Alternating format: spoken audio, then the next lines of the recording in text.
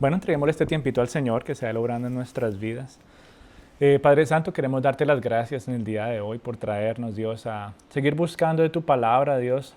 Queremos darte gracias por este mes y darte gracias también por esta epístola de Santiago que ha llegado a ser de gran bendición y edificación para nuestras vidas. Yo te pido de una manera especial que seas tu Espíritu Santo hablando a través de mí, que tu palabra, Señor, sea impactando en nuestros corazones, Señor, y que seas tú hablando a cada una de nuestra necesidad personal, Señor, pues sabemos que tu palabra es rica, es eficaz, Señor, y aún con tan solo unas palabras, Señor, puedes hablarnos de manera independiente a cada uno de nosotros. Yo te pido, Padre, que seas tú quitando el velo de nuestros ojos y podamos, Dios, llegar a entender cada vez más el mensaje que tú tienes para nosotros. Te alabamos, te glorificamos y te exaltamos y entregamos este tiempo en el nombre de Cristo Jesús. Amén. Bueno, pues hoy ya nos encontramos podríamos decirlo, en la última milla, sí, la última milla de este recorrido que nos ha dado Santiago, por lo menos en mi Biblia, 1, 2, 3, 5 páginas, no sé, los que tienen Biblia de letra chiquita tal vez sea menos, pero es una epístola muy, muy cortica, ¿verdad? Y nos ha dado un recorrido maravilloso a través de todas estas palabras. Y aunque tal vez hoy lleguemos al último versículo, ¿cierto? Tal vez es la primera vez que tú llegues a este versículo por primera vez. O quizás has leído el libro de Santiago varias veces y te encuentras nuevamente en su final. Sus verdades siguen resonando en nuestras vidas. Tal vez llevabas tiempo escuchando estas palabras y por alguna razón el Señor se las está repitiendo otra vez. Tal vez es la primera vez que las escuchas. Y todas esas verdades entonces se van quedando ¿en qué? En nuestro corazón y en nuestra mente para llegar a aplicarlas a nuestras vidas. Y en el día de hoy, entonces, llegando al final de Santiago, capítulo 5, somos recordados una vez más de cómo es que los cristianos estamos llamados a vivir por fe, a expresar nuestra fe y a ser hacedores y no solamente oidores de la palabra. Recordemos que el grupo de personas a las que Santiago les estaba escribiendo eran personas que conocían a Jesús, podemos decirlo, eran cristianos del primer siglo, y se supone que ellos debían estar llevando cierto estilo de vida que glorificara el nombre de Dios, pero al ser esparcidos, cuando ellos tienen que ir a otros lugares, ¿qué pasa? En medio de las necesidades, en medio de las dificultades, empezaron a dejarse influenciar por el mundo. Empezaron a estar en amistad con las cosas del mundo, a vivir incluso como el mundo que los rodeaba. ¿Y cómo era ese mundo? ¿Sí se acuerdan cómo era ese mundo? Un mundo muy similar al mundo en el que tú y yo estamos en el día de hoy. ¿Cómo es el mundo para nosotros?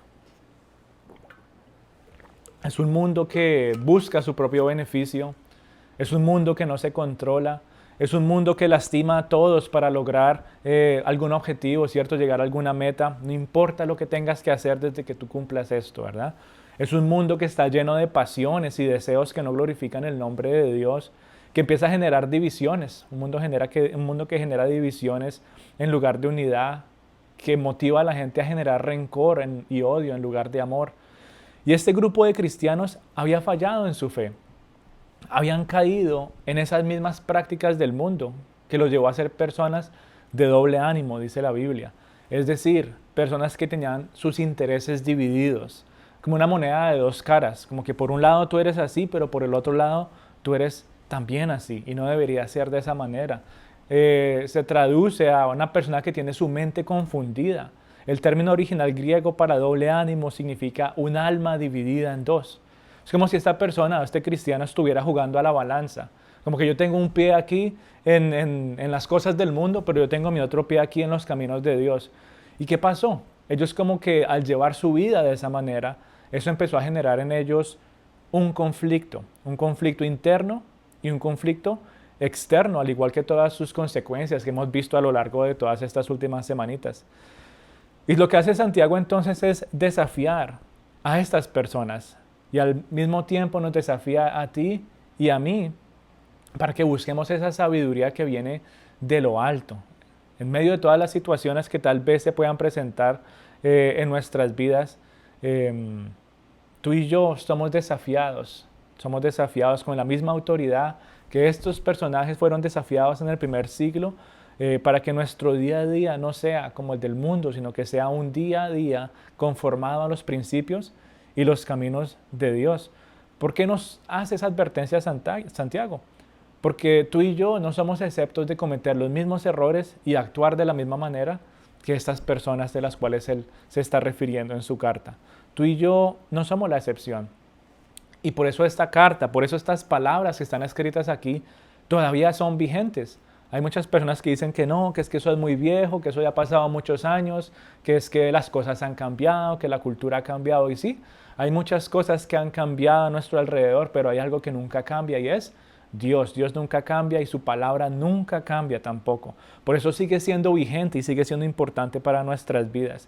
Y esta carta de Santiago entonces para nosotros es un llamado de atención, es también una advertencia, pero también es edificación para nosotros, dependiendo cómo tú estés en tu relación con Dios y tu relación con los demás. Tal vez es una edificación, tal vez no has caído en nada de esto, pero te sirve para prepararte, así como hacemos a veces medicina preventiva. Para otros tal vez es advertencia, estás empezando a caer en estos caminos, y para otros es un llamado de atención, como lo fue para estas personas. Ustedes están actuando de esta manera y ha generado en sus vidas algo muy malo y muy negativo. Así que con este corto resumen y es como introducción, quisiera que fuéramos ya entonces a Santiago capítulo 5, del versículo 13 al 20, los últimos versículos aquí de este libro maravilloso. Y vamos a ver de manera muy práctica lo que la palabra de Dios nos motiva a llevar en nuestra vida. Así como cómo se supone que tú y yo debemos llevar nuestra vida de oración en relación a todo lo que hemos venido hablando en los capítulos anteriores. Santiago capítulo 5, versículo 13 al 20. Vamos a ir leyendo. Dice el versículo 13, ¿sufre alguno entre vosotros? Que haga oración. ¿Está alguno alegre? Que cante alabanzas. ¿Está alguno entre vosotros enfermo? Que llame a los ancianos de la iglesia y que ellos oren por él, ungiéndolo con aceite en el nombre del Señor. Y la oración de fe restaurará al enfermo y el Señor lo levantará. Y si ha cometido pecados, le serán perdonados. Por tanto, confesaos vuestros pecados unos a otros y orad unos por otros para que seáis sanados. La oración eficaz del justo puede lograr mucho. Elías era un hombre de pasiones semejantes a las nuestras, y oró fervientemente para que no lloviera, y no llovió sobre la tierra por 3 años y 6 meses. Y otra vez oró, y el cielo dio lluvia, y la tierra produjo su fruto. Hermanos míos, si alguno de entre vosotros se extravía de la verdad, y alguno le hace volver, sepa que el que hace volver a un pecador del error de su camino, salvará su alma de muerte y cubrirá multitud de pecados. Entonces, este pasaje nos lleva al final de Santiago, dándole el punto central a una conexión de que hemos visto gradualmente. Si se acuerdan, que empezó a conectar la sabiduría con el gozo en medio de las necesidades, la sabiduría con el dominio propio o el control, la sabiduría con la oración, ahora la estamos viendo. Y todo esto entonces vemos que Él no lo hace por casualidad. Él está tratando de llevar a las personas a entender un sentido que vamos a ir desenvolviendo mientras vamos viendo estos versículos. Este pasaje a nosotros entonces nos permite ver un punto que debería ser central en la vida de todos los cristianos, y es que la oración. ¿Sí? La oración es una de las palabras que más se repite en este pasaje. Y Él empieza con ese primer versículo en el 13, dice, si alguno ¿qué? Está afligido, ¿qué haga? Ore, haga oración. Es decir, si alguno está sufriendo, si alguno está afligido, si alguno está pasando por alguna dificultad, si alguno está pasando por alguna molestia, si alguno está pasando por X o Y situación que genera carga en su vida física, emocional y espiritual, haga oración. Recordemos que esta carta es muy práctica, ¿sí? Santiago es muy práctico con lo que está hablando, y él conecta entonces de manera muy sabia, en pocas palabras, el significado de todo lo que ha venido hablando desde el principio del capítulo 1. Él dice, si alguno está sufriendo, si alguno está en necesidad, si alguno está afligido, eso ya lo acabamos de ver, y lo conecta con lo que hablaba antes.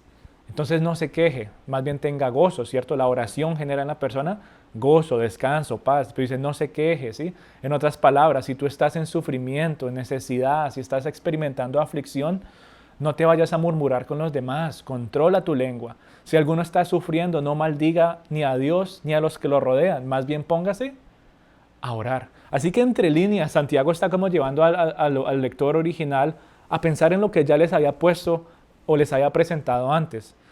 necesita ver sabiduría, hay pasiones en sus corazones, ustedes no se están controlando. Entonces Él está diciendo, ¿qué están haciendo ustedes cuando pasan en estas situaciones difíciles?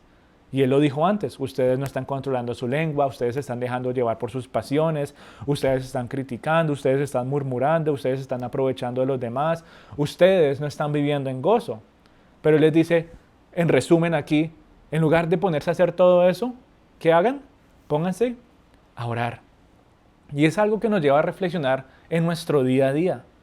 De cuántas veces en lugar de orar por algunas de las situaciones que se presentan en nuestras vidas, nos ponemos a criticar a los demás, nos ponemos a señalar, a quejarnos, incluso a murmurar de X o Y situación que se van presentando en el día a día, en lugar de ponernos a orar. Yo sé que muchas de las situaciones que se presentan en nuestro día a día generan cargas, ¿sí? Yo sé que hay muchas situaciones que pasan en nuestra vida cotidiana, nos afligen de diferentes maneras, pero en lugar de quejarnos, en lugar de señalar, en lugar de murmurar, en lugar de quejarnos incluso ante Dios, deberíamos presentar a Él todas estas cargas o esta aflicción en oración. Porque cuando no lo hacemos, ¿qué pasa? Es como una bola de nieve y empieza a llenarse y se empieza a agrandar y se empieza a agrandar y se empieza a agrandar. ¿Y qué pasa? Ese conflicto empieza a generar algo interno que ya no vamos a poder controlar. Empieza a generar incluso tensión con los demás cuando empezamos a culpar, a murmurar o señalar por algunas de las cosas que tal vez se presentan en nuestra vida. Y la Biblia es muy clara. La Biblia es muy sencilla cuando dice que cuando nos encontremos en todas estas situaciones tenemos que orar, ¿sí? Orar. Un cristiano seco es un cristiano que no ora. Un cristiano en el que no hay gozo es un cristiano que no está orando. Hay tres cositas básicas que pueden secar a un cristiano y es que no se congrega, que no lee su Biblia y que no ora. Tres cositas básicas que todo cristiano necesita desarrollar constantemente en su vida. Necesito congregarme, necesito leer la Biblia y necesito orar. Y Santiago de manera sabia presenta esta última. Ustedes necesitan orar más. Porque él veía que se estaban secando. Al leer el capítulo 1, 2, 3 y 4, ¿qué podemos ver de estos cristianos? Estaban completamente secos, fríos, ¿verdad? La manera tan fuerte como Santiago les llama la atención nos permite ver que sus vidas realmente necesitaban un cambio total. Así que ellos estaban secos completamente y él les dice, necesitan llegar nuevamente a tener una vida de oración. Pero así como la oración se hace en los momentos difíciles, también debe hacerse en algunos momentos de nuestras vidas o en todos los momentos de nuestras vidas cuando estemos, ¿qué? Alegres, cuando todas las cosas estén bien. Dice el versículo 13, deme un segundito, aquí está. ¿Está alguno alegre? ¿Qué dice? Que cante alabanzas. Es una manera más para que tú y yo mostremos o manifestemos nuestra gratitud y nuestra dependencia de Dios. Tal vez tú has aprendido a manejar las dificultades, ¿sí? Tal vez tú has aprendido a manejar las cosas difíciles. Pero entonces uno puede caer en el error de decir, bueno, como a mí no me va nada mal, como a mí me va todo excelente, entonces, ¿para qué oro? Si yo no tengo problemas, si no tengo dificultades, si no tengo frustraciones, si no tengo necesidades, ¿para qué voy a orar? Y la Biblia aquí es clara. Bueno, entonces tú debes estar alegre porque todo te está yendo bien, ¿cierto? ¿Y qué dice la palabra del Señor? Entonces, cante alabanzas. Y cuando tú y yo cantamos alabanzas, es decir, eso es una oración que exalte o glorifique el nombre de Dios, estamos manifestando que nuestra gratitud a Dios. Señor, gracias por lo que todo me está yendo, está marchando sobre ruedas. Gracias, Señor, porque reconozco que dependo constantemente de ti. Cuando cantamos alabanzas o nos presentamos con gozo al Señor, es porque disfrutamos de esa cercanía que tenemos con Él, que podemos tener una relación cercana con el Señor. Y es en medio de la alabanza en la que tú y yo proclamamos cosas que no las proclamamos en ningún otro momento, y es su grandeza, su poder. En medio de la alabanza reconocemos que Dios es soberano y alabarlo y exaltarlo para nosotros es como algo único, porque sabemos que solamente Él es santo, justo y poderoso en todo su carácter. Y todo eso llena nuestro corazón entonces de seguridad. Entre más tú glorifiques el nombre de Dios, entre más lo alabes, eso va a generar en tu corazón confianza, va a generar seguridad, ¿verdad? Como hablamos ahorita en los testimonios, es que quiero darle las gracias al Señor porque Él está en control, Él es soberano, aunque en mi mente y aunque todo lo que a mi alrededor pareciera todo lo contrario, ver la mano de Dios de esta manera me muestra lo grande que es Él. Y mi ser anhela exaltarlo, ¿sí? El cuidado, la protección que le da a mis seres queridos en medio de todas estas situaciones. Todo eso me motiva a mí ¿a qué? A reconocer su soberanía en alabanza. Y con alegría entonces nosotros como cristianos también ¿qué hacemos? Exaltamos su nombre. En todo momento pudiéramos hacerlo. Así que la oración no es solamente cuando estamos en necesidad. La oración no es solamente cuando nuestra vida está completamente afligida, ¿verdad? Pensamos que estamos pues en la miseria y decimos, no, este es el único momento que yo puedo orar. También cuando estamos alegres necesitamos expresar nuestro gozo al Señor en alabanza, porque si no se nos puede llenar el corazón de orgullo y decir, bueno, como todo está yendo bien, yo ya no necesito a Dios, yo ya no quiero acercarme a Él, ya yo mejor me quedo así quietico como estoy y dejemos las cosas así. Y eso puede empezar también ¿a qué? A enfriar o a secar la vida del cristiano. Aunque tal vez las cosas materiales estén ahí, aunque todo a tu alrededor esté bien, tu vida espiritual se va a empezar a marchitar y el Señor no anhela que eso pase en nuestras vidas. Por eso somos motivados a glorificarlo aún en medio de los buenos momentos. Y es tanto por lo que tú y yo tenemos que alabar a Dios que como que somos obligados a poner a un lado las preocupaciones, ¿sí o no? Como que uno quiere agradecerle tanto a Dios que uno ya no tiene tiempo de pensar en los afanes, ¿verdad? O en algunos pensamientos que tal vez es que tengo que hacer esto más tarde, esto, lo otro, o preparativos para X o Y situación. Porque cuando estamos proclamando el nombre de Dios y cuando lo estamos alabando de manera genuina, ya no hay espacio en nuestro corazón y en nuestra mente para absolutamente nada más.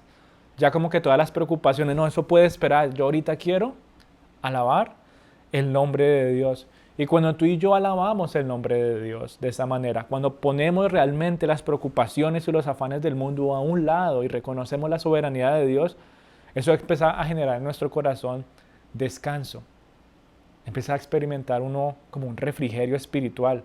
Yo no sé si a ustedes les ha pasado esos momentos únicos de alabanza, ¿verdad? Por ejemplo, los campamentos. Y uno termina como que físicamente cansado porque pues son días largos, pero uno por dentro uno como que, ay Señor, como que me siento todo descansadito, como que estoy pues en las nubes, ¿verdad? Y ese refrigerio, ese descanso espiritual, no lo vamos a encontrar en ningún otro lugar. Solamente lo encontramos en la presencia de Dios cuando lo exaltamos, cuando lo alabamos por su grandeza, cuando reconocemos su carácter justo, bueno y perfecto. Y de manera ¿cómo podríamos decirlo? Como que intencionalmente ponemos las preocupaciones y los afanes a un lado. Decir, Señor, yo no quiero revolver mis preocupaciones y mis afanes en este momento con un tiempo tan glorioso como es poder el solo hecho de que mi boca proclame tu nombre. Yo no quiero. Y para dar un ejemplo, podemos hablar incluso cuando alabamos a Dios por su provisión. ¿Sí o no? Tu mente y tu corazón tal vez pueden estar preocupados por obtener ciertas cosas, pero cuando estás descansando en Dios, cuando tú estás reposando en Dios, cuando estás confiando que la provisión y el sustento solamente viene de Él, ¿qué pasa con ese afán y esa preocupación de que yo no sé si voy a tener? Se va, se empieza a esfumar porque tu mente ya no está puesta en la necesidad, tu mente y tu corazón está puesta en el que puedes responder a esa necesidad. Tu vida reposa en las manos del Señor. Tu confianza reposa en la provisión y el sustento de Dios. En este ejemplo, hablando por ejemplo de la provisión. Y esa alabanza se ve entonces en nuestras oraciones, pero también en los momentos que tomamos nosotros cada domingo para cantar públicamente como iglesia, para alabarlo a una sola voz. Porque es que esto solamente habla de manera personal e independiente para cada cristiano. Pero la palabra de Dios también va enfocada a nivel eclesiástico, es decir, a la iglesia. Y la iglesia también puede pasar momentos difíciles, la iglesia también puede pasar momentos alegres. ¿Y cómo se debe representar entonces esto? Ejemplo más claro que el día de hoy estamos viviendo. ¿Qué pasó con el lugar donde estamos reuniéndonos? Hay una aflicción, hay un momento difícil, ¿verdad? Pero ¿qué sacamos nosotros con quejarnos y señalar y decir y no controlar la lengua, por decirlo así, siguiendo pues el esquema que Santiago ha estado dando? Nada. ¿Qué dice el Señor? ¿Están pasando como iglesia una dificultad? Oren, oren. No hagan nada más, oren. El Señor obviamente irá presentando X o Y situación y va solucionando porque Él es nuestro proveedor. Y lo mismo pasa cuando como iglesia, como ministerio estamos gozosos, estamos alegres. ¿Qué estamos motivados a hacer? A proclamar su nombre, a exaltarlo. ¿Sí? ¿Están ustedes alegres como iglesia? Alaben a Dios. Entonces no es por casualidad o por costumbre o porque es que hay un listado de cosas que uno tiene que hacer cuando viene a la iglesia que, sí es que primero llegan y cantan unas canciones. No, o sea, no lo hacemos porque somos músicos, ni mucho menos. Lo hacemos porque es una manera más de ¿qué? De expresar nuestra alabanza a Dios a una sola voz. Como ministerio, tú y yo estamos diciendo: Dios, tú eres nuestro proveedor, nuestro ministerio depende de ti, tú eres nuestro buen pastor. Solamente a ti anhelamos alabar, a ti entregamos nuestras necesidades y queremos recibir más de ti, depender más de tu palabra. Por eso estamos aquí reunidos, y los que están ahí conectaditos, por eso están ahí conectaditos, porque anhelan estar conectados, estar en un mismo sentir. Tal vez tú no pudiste estar en el día de hoy acá, pero tu corazón como que arde, anhela. Yo como quisiera yo estar allá en ese momento. No solamente por el amor fraternal, por decirlo así, que los abracitos y la comida, y que qué bueno verte otra vez, sino que hay algo más profundo en la convivencia y la congregación de los hijos de Dios, y es ese mismo sentir, esa unidad espiritual que nos motiva a todos ¿a qué? A exaltar el nombre de Dios, a juntos buscar también de su palabra y juntos crecer como ministerio. Pero Santiago entonces no se queda solamente con estos dos puntos de oren solamente cuando las cosas estén difíciles y oren solamente cuando todo esté bien. Aquí hay otro punto que él toca, y es la oración y la enfermedad. Y pienso que ese es uno de los puntos más controversiales en el día de hoy para muchos, ¿sí o no? Vamos a ver a qué se refiere Santiago con este pasaje. Vamos a ir al versículo 14. ¿Está alguno enfermo entre vosotros? Llame a los ancianos de la iglesia y oren por él, ungiéndole con aceite en el nombre del Señor. Y la oración de fe salvará al enfermo, y el Señor lo levantará, y si hubiere cometido pecados le serán perdonados. Vamos a dejarlo hasta ahí por ahora. El primer punto que genera mucha controversia es el uso de aceite para ungir, ¿sí? Eso genera mucha controversia en ciertos círculos religiosos, y aunque en algún tiempo el aceite llegó a ser usado de manera medicinal, en el caso de Santiago el uso del aceite no es ese de que es un remedio, por decirlo así. Yo no sé si ustedes han visto casos o han escuchado, por ejemplo, que no, que póngale aceite en donde le duele y ya eso es santo remedio, ¿sí? Ese no es el uso del aceite que Santiago está hablando en este pasaje. Ese no es el significado de como que únjalo de manera medicinal. No, eso no es lo que habla Santiago. Otros tal vez se han llevado ya al otro extremo, y es que han ungido a las personas con aceite como cuando ya están en su lecho de muerte. Eso tiene un nombre, que son los óleos, ¿qué? Los santos, que le vamos a hacerle los santos óleos, que ya se va a morir.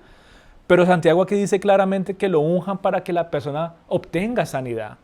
O sea que el propósito del aceite tampoco es como para que ya únjalo y ya, pues ya pobrecito, se va a morir. Error. Santiago no está hablando aquí de preparar a un enfermo para la muerte. ¿El propósito cuál es?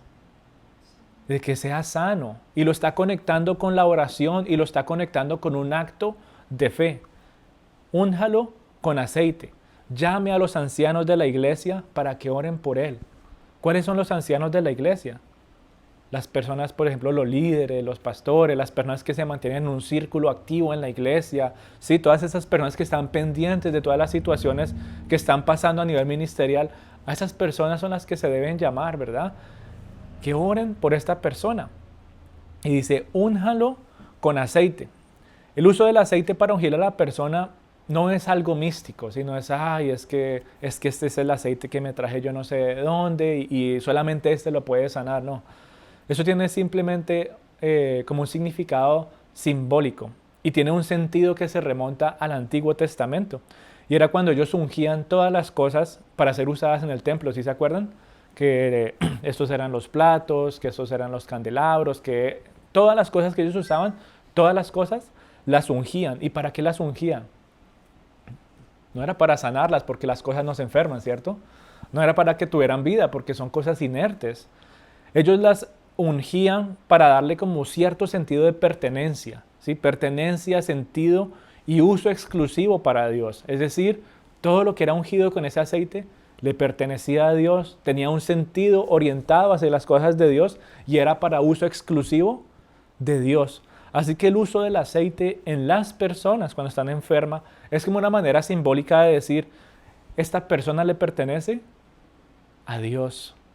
Esta persona tiene su identidad en Dios. Esta persona es una herramienta en las manos de Dios. Y esta persona es para su uso exclusivo, de que siga proclamando el Evangelio, de que pueda vivir en el perdón, en la santidad, en la unidad. El uso del aceite en esta persona es para proclamar que es una herramienta más para que el nombre de Cristo sea proclamado en todas las naciones. En otras palabras, esta persona no le pertenece al mundo, le pertenece a Dios. Ese es el sentido que Santiago le está dando a este capítulo, o bueno, a este versículo, que podría generar obviamente mucha controversia en algunos círculos, porque hay personas que realmente han mistificado todas estas cosas, pero es algo muy sencillo. Es un símbolo. Tú le perteneces al Señor. Es como que yo estoy malito, estoy enfermo y vienen a ustedes a orar por mí y me ponen aceite, lo que sea. Es como decir, Señor, mira, aquí está tu siervo, está enfermo. Mira, Él es tuyo, es tu herramienta. Levántalo, ¿sí? Úngelo, es decir, restaura su vida, ¿sí? Trae a Él sanidad. Y sigue diciendo entonces el versículo, el Señor lo levantará. Así que entonces no son los santos óleos, porque si no, entonces ya ahí, hasta ahí llegó. Pero Él dice que el Señor lo levantará. Y hay algo más que dice ahí. Y si la persona ha pecado, ¿qué dice? Que confiese sus pecados y le serán perdonados. Y esto nos lleva a nosotros a otro punto controversial, ¿verdad? Yo no sé si ustedes han escuchado, pero hay algunos círculos también que hablan de que si alguna persona pasa por una situación difícil o que si alguno está enfermo, debe ser porque está pecando. ¿Sí han escuchado eso? Ah, es que te está yendo mal y estás enfermo y todo esto que te está pasando es porque debes estar pecando. Es algo muy común en el día de hoy. Y es una enseñanza completamente errónea, que es antibíblica, porque no todas las enfermedades y no todas las dificultades que se presentan en el día a día vienen a causa de pecado. Hay unas que sí, ya vamos a ir viendo, pero la gran mayoría no lo son.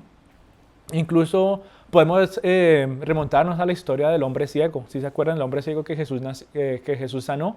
Dice que había una vez un hombre ciego, nació ciego. Y estas personas decían, es que él es ciego porque ha pecado. Y él dice, no, yo no he pecado, yo nací ciego. Y le dicen, ah, bueno, no, entonces debieron haber sido sus papás pecaron y por eso usted nació ciego. Y Jesús llega y les dice, ni él ha pecado, ni sus padres han pecado. Él nació ciego para que el poder de Dios fuera manifestado, para mostrar la gloria de Dios. Así que no todas las enfermedades son a causa del pecado. Y es una doctrina errónea que se ha metido en la iglesia, no solamente con enfermedades, sino con situaciones difíciles en diferentes áreas que se presentan en la vida, ¿cierto? Que las personas incluso pueden llegar a justificarla diciendo que es que les va mal porque no están haciendo algo bien con Dios, como si fuera cierto tipo de castigo, ¿sí? Es que mira, le pasó esto a tu carro, te estrellaste o lo que sea. Ustedes, yo no sé qué escucharán o qué vivirán en su día a día, y debe ser por esto, es que tú no estás bien en los caminos del Señor, es que tú debes estar, ustedes sabrán qué les dirán a ustedes o escucharán en su día a día, pero no podemos seguir esa mentira o esa enseñanza errónea. Obviamente, discernirla con sabiduría, pero entender que no todas estas cosas vienen a raíz del pecado, a raíz de que tal vez tu relación con Dios no esté 100%. Él es un Dios misericordioso, un Dios perdonador, un Dios que anhela restaurar su relación contigo, un Dios que ofrece perdón. Obviamente va a haber un juicio y un castigo al final de los tiempos, pero el decir que es que me estrellé o que le pasó algo a mi carro o que me enfermé porque es que Dios me está castigando, como que no tiene un fundamento real conforme a las Escrituras. Hay muchas cosas que pasan en nuestro alrededor a consecuencia de lo que tú y yo hacemos, y eso es ya otro punto diferente. Pero entonces no podemos quedarnos solamente con que es que me pasó esto y queda uno como asustado ahora. Ay, Señor, es que hoy no oré, ¿qué me va a pasar ahora? Y uno anda el día todo asustado porque es que se me olvidó leer la Biblia esta mañana, o porque no fui a la iglesia este fin de semana, o porque es que no controlé mi lengua con X o Y persona, entonces ahora Dios me va a castigar. Y anda la persona como ansiosa, preocupada, así como que, ¿y ahora qué me va a pasar? Y anda mirando para atrás, Señor, ¿cuándo me va a castigar? Y Dios no anhela que tú y yo vivamos de esa manera. ¿Qué tal Dios queriendo que tú vivas asustado a toda hora? Porque de aquí, ¿quién es perfecto? Nadie. Nadie. Si somos honestos y decimos, tal vez oré hoy, pero no leí la Biblia, o tal vez leí la Biblia, pero no oré, o lo que sea. Señor, en algún momento tal vez te he fallado, se me salió una palabra, he actuado de que eso de manera que no te glorifica. Todos hemos fallado en algún momento. Y si pusiéramos una medida a todo esto, imagínense entonces la cantidad de castigos que estaríamos recibiendo segundo tras segundo.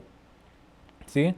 Lo que sí generó el pecado en la caída, cuando Adán y Eva fallaron y pecaron y mordieron de este fruto, es que trajo lo que se llama la ley de la entropía, es decir, el ser humano ahora se desgasta, se enferma, nos envejecemos, ¿cierto? Ya empiezan los achaques, nos duelen algunas cosas, ¿sí? Es natural. Pero también, ya volviendo al punto de Santiago, a las enfermedades a las que él se está refiriendo, de que tienen que confesar si son perdonadas, son ese tipo de enfermedades que vienen a raíz de cierto estilo de vida pecaminoso. Ya nos ayuda a enfocarnos en algo más conciso. Por ejemplo, la cirrosis. ¿De qué viene la cirrosis? No hay control en el alcohol, el consumo de alcohol. Es decir, esa enfermedad viene a raíz de falta de control y el exceso de ciertas cosas. ¿De dónde viene el SIDA? ¿Sí? Nos ayuda a pensar muchas cosas. ¿De dónde viene la obesidad? Ya hay cierto tipo de enfermedades que entonces uno dice, ok, bueno, esto viene a raíz de cierto estilo de vida pecaminoso. Y si quieren leer más de eso, 1 Corintios tiene todo eso. ¿Sí? Ellos tenían un estilo de vida completamente desordenado. Y Pablo les llama la atención y también les habla de esto. Muchas de las consecuencias, muchas de las enfermedades, muchas de las cosas que ustedes están experimentando vienen como consecuencia de cierto estilo de vida que ustedes están llevando.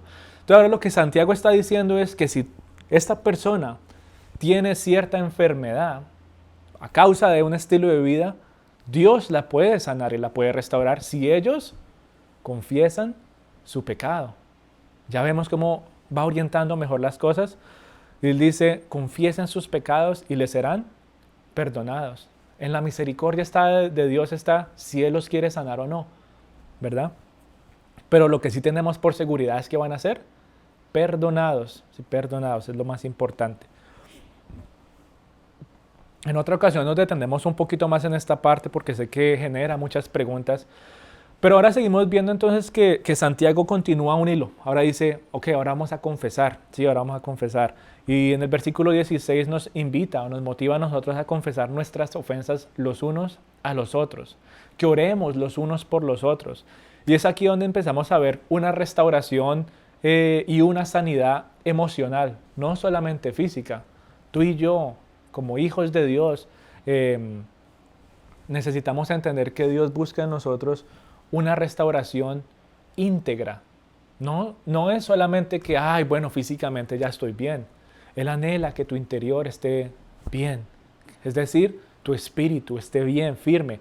Hay unas partes en la Biblia que cuando habla de enfermo, se está refiriendo al espíritu débil o al espíritu seco del cual hablamos hace un tiempo. Pero también habla también de una enfermedad emocional. ¿Sí? Todas esas enfermedades emocionales que vemos en el día de hoy vienen a causa de muchas cosas y el Señor anhela que tú y yo tengamos esa sanidad íntegra, ¿sí? Íntegra. Él nos está llevando a ser formados nuevamente como se supone que habíamos sido creados. Y antes de la caída de Adán y Eva no tenían enfermedades, tenían vida eterna, sus emociones eran sanas, es decir, tenían un estilo de vida emocional completamente íntegro. Y todo eso ha venido deteriorándose a lo largo de los años. Entonces, Dios, a través de su palabra, nos permite ver que hay una manera de restaurar esas áreas. Hay una manera de traer sanidad emocional y no solamente física. Yo les hago la pregunta a ustedes, ¿por qué dirá ahí que nos confesemos las ofensas los unos a los otros? Si yo te digo a ti, mira, es que hice esto, lo otro, ¿cómo eso sana mi interior o tu interior? Reconocer o ver en los otros. Reconocer. Uh-huh. Aquí habla de varios tipos de confesión y más específicamente está hablando de que si yo te hago algo a ti y te lastimó, estoy llamado a confesar eso. ¿Sí me hago entender? Si te hice algo que te ofendió, a eso es lo que está hablando Santiago. Acuérdense que ellos no había control de la lengua, ¿sí se acuerdan? Que ellos estaban aprovechando los unos de los otros. A eso es lo que va Santiago. Y eso ha generado en sus relaciones, ¿qué? División. ¿Y qué pasó entonces entre ellos? Ya ellos estaban esparcidos de su tierra natal, estaban esparcidos espiritualmente y ahora estaban esparcidos emocionalmente. Yo con fulanito y fulanito, ni me lo nombre, yo me imagino a esa gente brava, molesta. Y Dios a través de su palabra y de manera sabia Santiago los lleva a decir, no, es que Dios quiere que todo esté unido, que vuelvan a ser su pueblo, que vuelva a haber esa unidad ministerial, que vuelva a haber esa unidad emocional entre todos ustedes. Confiésense sus ofensas los unos a otros. Y muchos piensan que eso es algo que se debería hacer de manera privada, ¿sí o no? ¿No? Si han escuchado este término, yo hablo con Dios a mi manera. No, yo me comunico con Él y sí, eso está bien. Pero hay cierto tipo de confesión que necesita ser pública. Y la Biblia nos motiva a eso, confesarnos nuestras fallas los unos a otros de manera pública. La confesión, mi querida familia, debe ser hecha a la persona que tú y yo hemos ofendido. Y debe ser hecha de manera verbal, porque nos lleva a ser, ¿qué? Conscientes, a reconocer de nuestras acciones y también genera en la otra persona perdón. Porque es que si yo no le digo a la persona que la embarré, la otra persona, ¿qué va a hacer? Asume que a mí no me importó, lo que sea, ¿cierto? Pero cuando yo reconozco mis fallas, cuando yo confieso mi error, mi falta a la otra persona, por decirlo así, lo ponemos en la iglesia, yo tengo la pelotica aquí, te la paso a ti, ya, ¿qué quieres hacer con esa pelota? Ya es tu decisión. Ok, yo te perdono, yo quiero que volvamos a estar unidos, yo ya no quiero vivir en división. A eso es lo que Santiago está refiriéndose, y eso es lo que no solamente este grupo de personas necesitaba experimentar, sino que lo que todos los cristianos necesitan vivir, unidad, y la unidad se encuentra originalmente en el perdón. El perdón es esa misma unidad que algún día tú y yo vamos a experimentar con Dios. Tenemos cierta cercanía con Él, pero todavía no lo podemos ver cara a cara. Va a llegar aquel momento en que estemos unidos completamente en un solo lugar, en un solo sentir, todos alabando el nombre de Dios. ¿Por qué? Porque Cristo Jesús vino a hacer de manera verbal, por decirlo así, o a cargar nuestras fallas y públicamente expresarlas, ¿cierto? Una confesión de decir, aquí están las fallas de todos ustedes, en este madero, en esta cruz.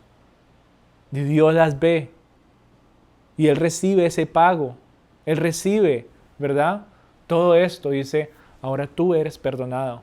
Ahora hay unidad entre ti y mí, ahora tú y yo nos podemos acercar a Dios. Porque hay perdón entre nosotros. Y ese perdón solamente lo ofrece ¿quién? Cristo Jesús. Y lo mismo pasa en nuestra vida personal. Ese perdón que Cristo nos ofreció debería ser una imagen, debería manifestarse en nuestras relaciones interpersonales. Así como Cristo me perdonó y ahora puedo tener unidad con Dios, yo busco perdón y unidad con las personas que me rodean, porque yo ya no quiero vivir en división. ¿Y quién no le gusta vivir de esa manera? Es frustrante, carga a las personas, ¿verdad? Vivir en división, preocupación, ansiedad, muchas cosas se empiezan a generar, uno como que no para de pensar cosas y el Señor no anhela que tú vivas de esa manera, Él busca una sanidad integral, por eso entonces Él dice que confiesen los unos a los otros. Y obviamente algunas de las cosas pues deberían ser discretas, ¿no? No va a poner a, como es que dicen en algunos países, venga, saco todos los trapitos al sol y eso fue así, no. No es necesario entrar en detalle. Lo importante es hacer la confesión y buscar el perdón de una manera genuina.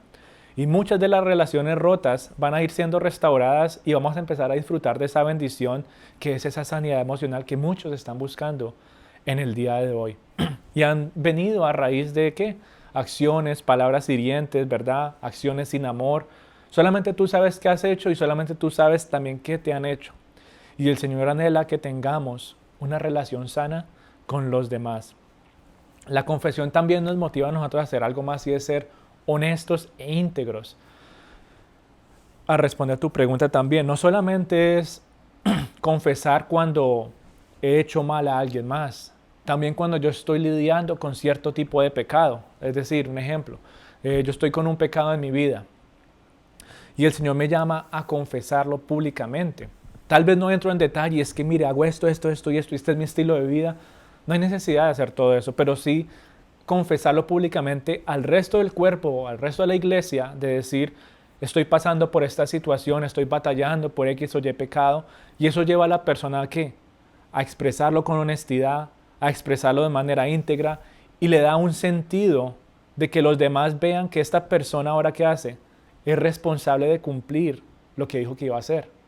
Dando un ejemplo, entonces yo digo, no, es que estoy pasando por X o Y situación y ya no quiero vivir o actuar de esta manera.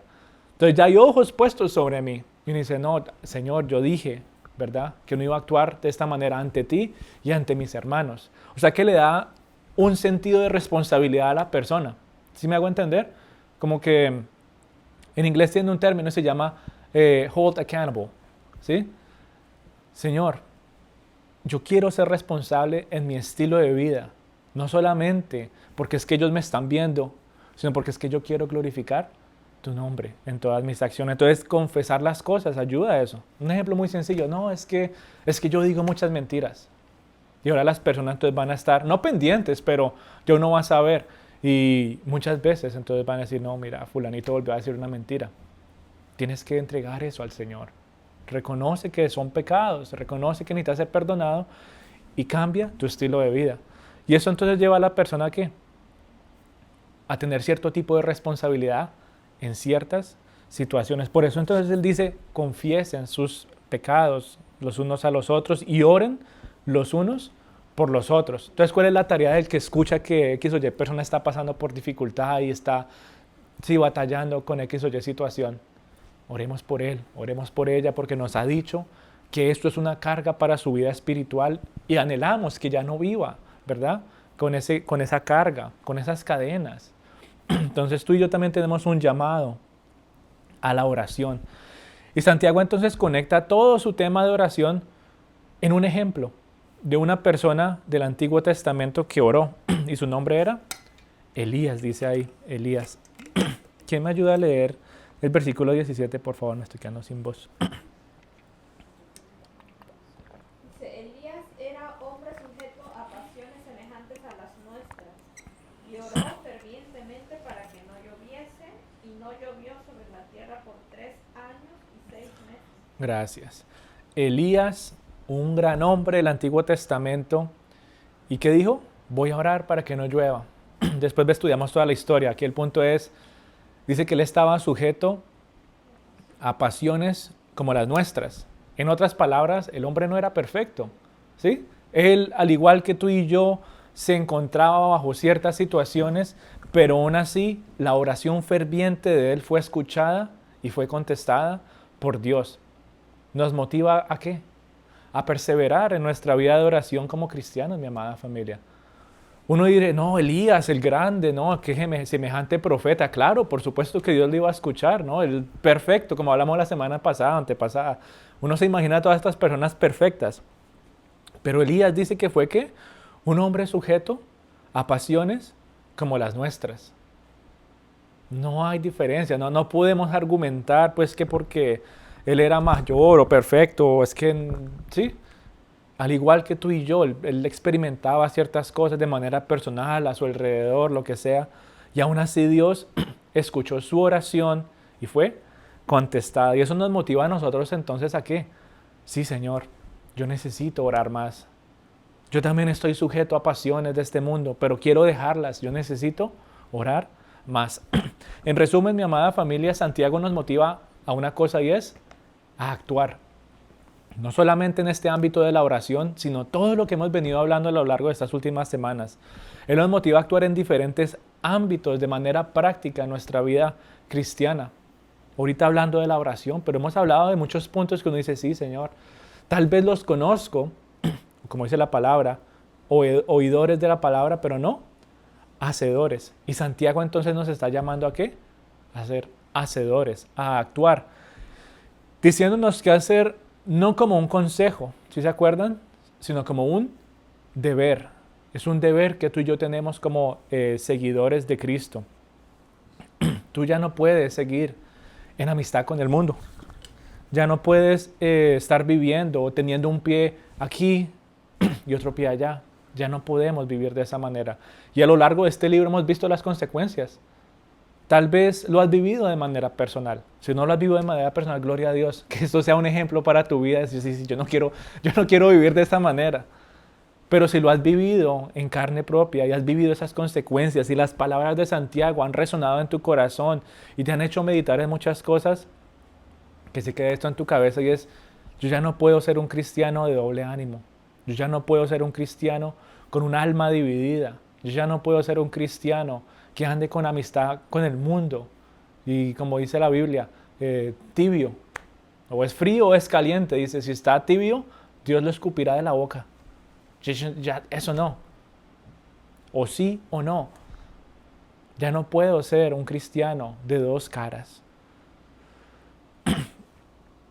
Y yo pienso que un relato nos puede ayudar a entender un poquito de una manera más clara todo lo que hemos venido hablando en estas semanas y ponerlo en una manera más práctica, podríamos decirlo. Yo no sé si alguno aquí conoce la historia del caballo de Troya. Si la han escuchado, si más o menos la conocen. Bueno, eso es un mito griego, es como una historia de ficción antigua, si lo pudiéramos poner en esas palabras.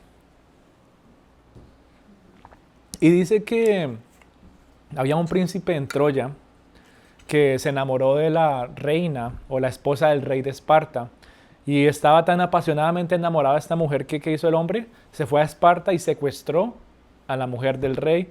Y entonces los griegos, para recobrar el honor, porque como le robaron la reina, ¿qué hicieron? No, pues tenemos que ir a rescatarla. Y escogieron a una persona que se llamaba Ulises. Y era un gran soldado, ¿verdad? Era un hombre, por decirlo así, pues el fuerte y el líder del ejército. Y él se lleva a este grupo de soldados hasta Troya. Y dice que cuando llegan a la ciudad, ellos pasan 10 años rodeando la ciudad, mirando a ver cómo podían entrar y no podían entrar. Y finalmente, ellos entonces, ¿qué hacen? Construyen un árbol. Ellos construyen un caballo gigante de madera. ¿Y qué hacen los soldados? Se esconden ahí adentro.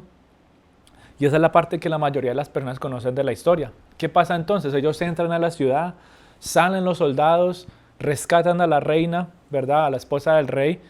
Pero ese no es el final de la historia. Dice que después de que ellos lo rescatan, ¿qué tienen que hacer? Tienen que volver a casa, ¿sí o no? Y resulta que volver a casa, lo que pareciera ser más fácil, llegó a ser lo más difícil. Porque ese viaje también duró 10 años navegando en aguas peligrosas, aguas que dice la historia, llenas de sirenas que con su canto, ¿qué hacían? Cautivaban, tentaban a los marineros para que ellos se estrellaran contra las rocas. Es decir, su canto, su seducción los llevaba a destruir sus vidas, llevar los barcos a las rocas y morir completamente. Ulises, él sabía de este peligro. Y Ulises le dice a toda la tripulación, vamos a pasar por estas aguas peligrosas, esto es lo que va a pasar, yo necesito que ustedes se pongan cera en los oídos para que no escuchen a las sirenas y para que lleguemos entonces sanos y salvos al otro lado. Y eso fue lo que hicieron ellos, ¿sí? Se pusieron cera en los oídos y no escucharon pues el canto de esta tentación. Pero resulta que Ulises sí quería escuchar a las sirenas. Curioso cómo una persona quiere llegar sano y salvo a un lado, pero busca la manera de ceder un poquito a esa tentación. Y él decía que como si las quería escuchar, le dijo a toda la tripulación, a mí yo necesito que me amarren al mástil del barco en la punta más alta y por más que yo grite, por todo lo que yo diga, no me suelten hasta que lleguemos al otro lado, no importa lo que yo diga. Si Ulises no hubiera sido amarrado a ese barco, a ese mástil, él hubiera caído con gusto a la tentación de dejarse llevar y atraer a la destrucción total, ¿sí o no? La única razón por la que él no se dio a la destrucción y a la tentación fue porque estaba amarrado. Y tristemente, esa es la vida de muchos cristianos en el día de hoy. Si tú y yo no fuéramos amarrados por las reglas humanas, las reglas morales, por el temor del que dirán, ¿cierto? Muchos se dejarían llevar contentos por las tentaciones de este mundo. La vida cristiana de las personas ya no se caracteriza por el gozo, sino por el temor y la vergüenza. Y viven sus vidas cristianas porque les toca y no porque quieren. Ulises estaba en ese viaje y estaba amarrado ahí porque le tocaba. Si no, iba a ir a ceder a la tentación, ¿sí o no? Pero si él hubiera querido, ¿qué hubiera hecho?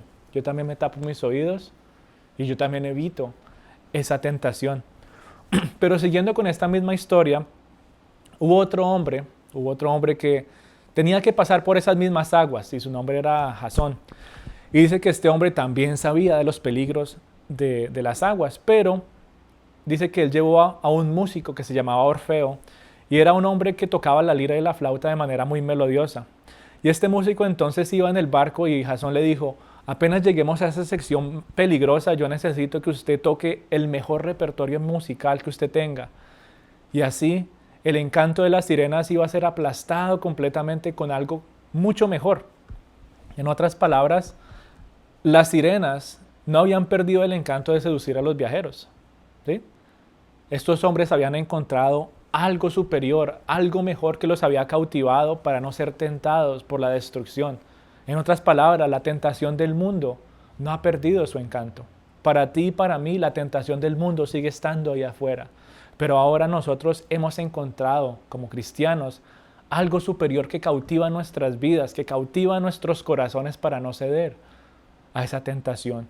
Ulises tal vez sobrevivió amarrado y sufriendo, ¿sí o no? Quemándose por dentro para acceder a la tentación. Y muchos cristianos tristemente viven de esa manera. Pero Jasón no solamente sobrevivió, sino que triunfó sobre las tentaciones sabiendo que había algo mejor. Tú y yo tenemos algo mejor. Y este ejemplo, aunque creativo, nos ayuda a ver la victoria que tú y yo tenemos en Cristo. La victoria que tú y yo tenemos en el Evangelio. La vida del cristiano no puede ser como la de Ulises. Amárrenme aquí y no me dejen salir porque yo no quiero pecar. No.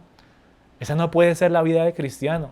La vida del cristiano no puede ser como la del grupo de personas a las cuales Santiago les estaba llamando la atención. No puede ser de esa manera. La vida del cristiano debe ser una vida de acción, debe ser una vida de obediencia, debe ser una vida de sumisión total ante Cristo, nuestro Salvador. Las sirenas no existen, pero sí son una representación de la tentación del mundo. Y en Cristo, tú y yo podemos salir victoriosos porque en Él encontramos algo mejor que este mundo nos puede ofrecer. No hay absolutamente nada en el mundo que cautive nuestro corazón como lo hace nuestro Salvador. En esta historia, este hombre lo sabía. Hay algo mayor que el canto de esas sirenas. Hay algo más majestuoso. Hay algo con un peso aún mayor. Hablando de algo tan sencillo y poético. Pero hablando en la vida real, ¿cuántas cosas hay en el mundo que pueden llevar a los cristianos a la destrucción total de sus familias, de sus relaciones, de su vida espiritual, de su vida emocional? Y la palabra de Dios nos dice, hay alguien aún mayor y su nombre es Cristo Jesús. El único que realmente puede cautivar tu corazón de tal manera que cualquier cosa que tú te encuentres en el mundo no va a tener comparación. Todo eso va a ser aplastado por el peso de la gloria de mi Salvador. Todo eso va a ser aplastado por la gloria y la majestad de Cristo Jesús, mi Redentor, mi Salvador. Todas esas tentaciones y todos esos deseos, todas esas pasiones no tienen comparación con vivir mi vida conforme a los caminos de Dios. Por eso ese llamado de vivir rectamente ante Dios no puede ser una carga. Si es una carga para ti vivir como un cristiano, si es una carga para ti llevar ese estilo de vida, tienes que examinar tu vida espiritual. Si es una carga para ti, tienes que examinar tu relación con Dios. si piensas que es una obligación vivir de X o Y manera, no estás viviendo realmente conforme a los caminos de Dios. La vida espiritual o la vida cristiana no es porque te toca. No es porque te toca. Tú no oras porque te toca. Tú no vives de una manera recta ante Dios porque te toca. Se vuelve una carga y ahí es donde entra la religión, pero tú y yo no actuamos y vivimos, o no deberíamos actuar y vivir porque nos toca, sino porque ¿qué? Porque es que yo anhelo hacerlo, porque hay algo mayor. Cristo es mayor que todo esto, porque yo anhelo deleitarme en su presencia, porque yo anhelo de su unidad, porque yo anhelo de su restauración, porque yo anhelo de su majestad, porque yo entiendo que Él es más grande que todo lo que el mundo me puede ofrecer. Aún en medio de las dificultades, aún en medio de las tentaciones, aún en medio de la necesidad, Cristo es mayor. Aun cuando el mundo me da a mí lo mejor, lo más brillante, lo más glorioso, eso tampoco se compara con la gloria venidera que encontraré en Cristo Jesús. Él es el que llena nuestros corazones, Él es el que guía nuestras vidas realmente para ser hacedores de su palabra. Cuando comprendemos realmente su superioridad sobre el mundo y la vida abundante que Él nos ofrece. No hay nada en este mundo, mi querida familia, que se compare con su grandeza. Por eso cuando tú te encuentres en esa balanza de que es que como que me voy a caer para aquí, para el lado del mundo, no, yo estoy firme y seguro en Cristo.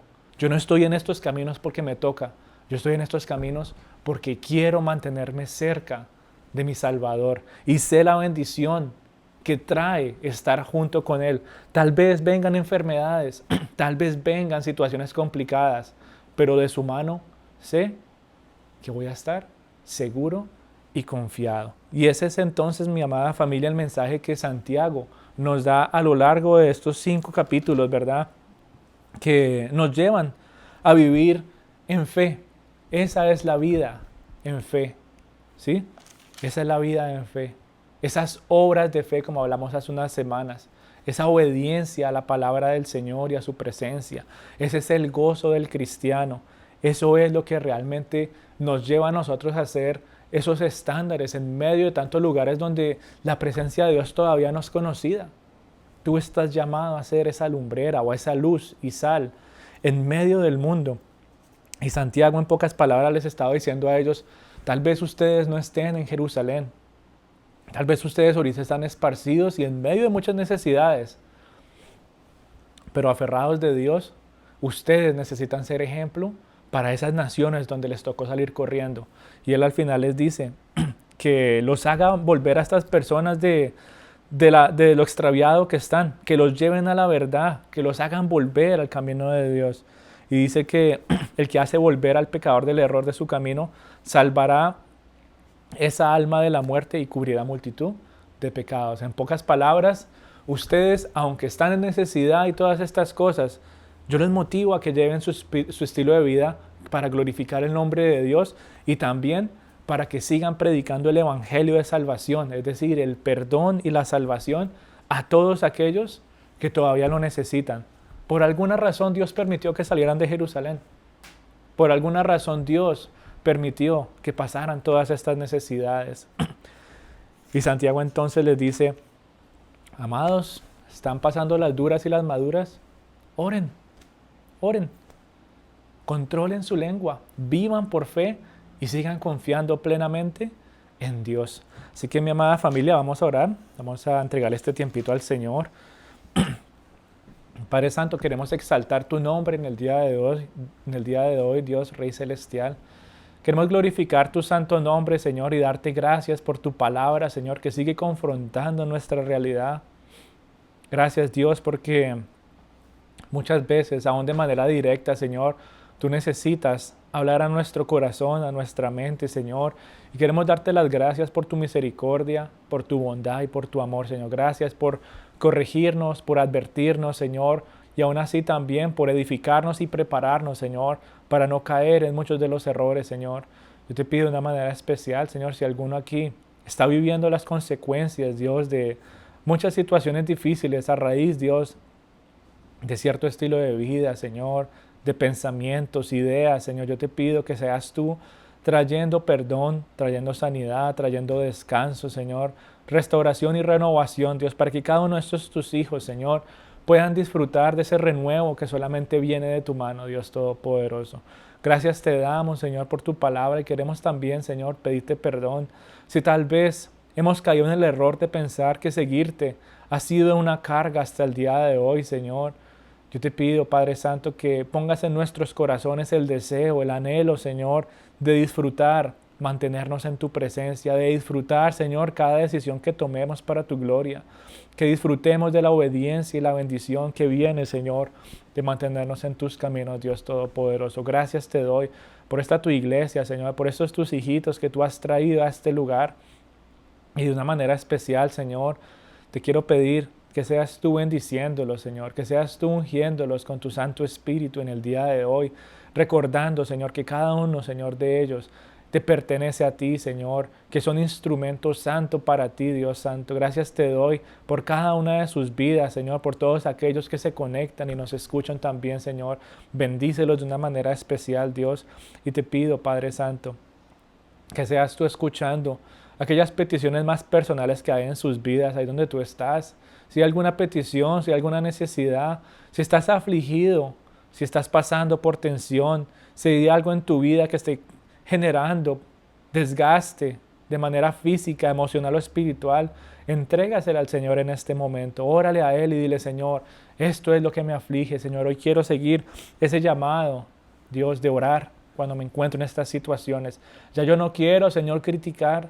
Ya yo no quiero quejarme, ya yo no quiero señalar, ya yo no quiero frustrarme por todas estas cosas que se presentan, Señor, sino que lo que quiero hacer es venir a tu presencia, Señor, y orar y saber, Señor, que tú tienes un propósito para todo esto, Señor. Pues nada se sale de tus manos, tú eres soberano y tú tienes el control supremo, Dios.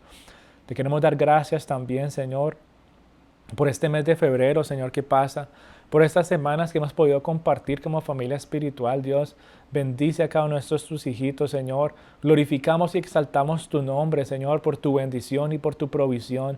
Gracias, Señor, porque no nos ha faltado nada, Señor. Gracias porque en la mesa siempre hay pan, Señor, porque hay techo en nuestros hogares, porque hay transporte, Señor.